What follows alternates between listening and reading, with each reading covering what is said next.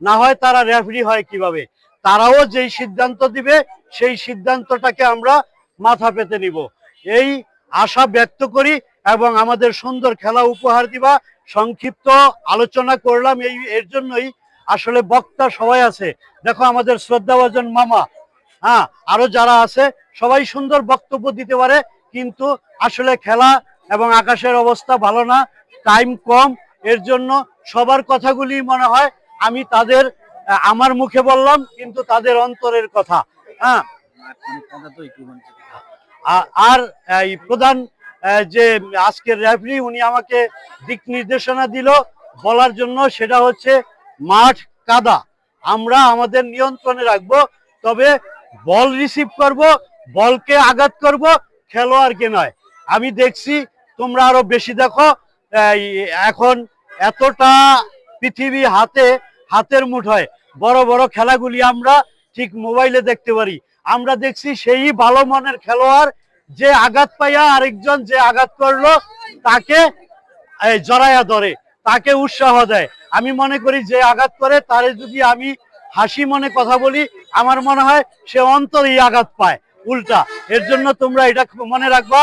তার সাথে আজকে এই মাঠের এই খেলায় যারা অর্থ দিয়া শ্রম দিয়া উৎসাহিত করছে, অনুপ্রেরণা দিয়েছে, তাদেরকে আমাদের পক্ষ থেকে ধন্যবাদ জানাই। হয়তো কেউ টিভি দিছে, কেউ খেলোয়াড়দেরকে আর্থিক সহায়তা করছে, তাদেরকে আবারও আমাদের পক্ষ থেকে ধন্যবাদ জানাই, সকলের পক্ষ থেকে ধন্যবাদ জানাই। আগামীতে যেন তারা আরো উৎসাহিত হইয়া বড় দুইজন না, আচ্ছা, প্রথমটা দ্বিতীয়, আচ্ছা, আমি জানতে পারলাম আজকের যে উপহার, যেই ট্রফি, এই ট্রফিটা প্রদান করেছে, উপহার দিয়েছে আমারই ভাতিজা কুদ্দুস ভাইয়ের ছেলে মামুন শেখ, আর আমার ছোট ভাই, আমি যে ওদের ফ্যামিলিতে একান্ত ভাবে জড়িত, মামা যখন জীবিত ছিল আমাকে খুব আদর করতো, ইমরান শেখ। এই দুইজনের থেকে আমরা এই আজকের ট্রফি ওরা উপহার দিছে।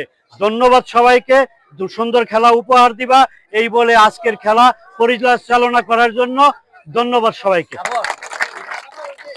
তাহলে আমরা বসি ওইখানে মামা, তাহলে আমরা এখন আর আমরা এই দিক দিয়ে যাই, আমরা দাঁড়াই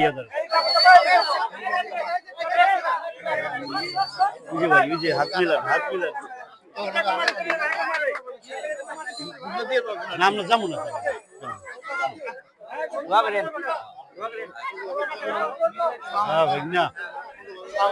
ভালো খেলা উপহার দিবা।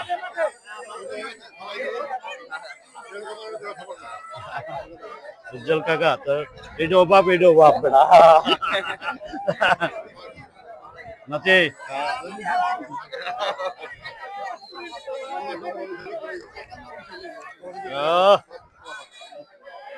লস্করপুর তরুণ সংঘ আয়োজিত ফুটবল টুর্নামেন্টের আজকে ফাইনাল খেলা, প্লেয়ার মাঠে নেমে গেছে। ওই তাড়াতাড়ি খেলা শুরু হয়ে যাবে। আকাশের অবস্থা ভালো, মেঘলা আকাশ, বৃষ্টি হওয়ার সম্ভাবনা আছে। আমরা যাই।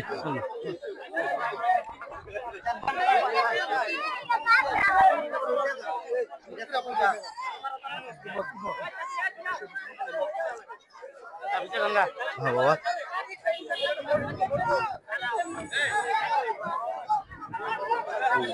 ভালো, হ্যাঁ।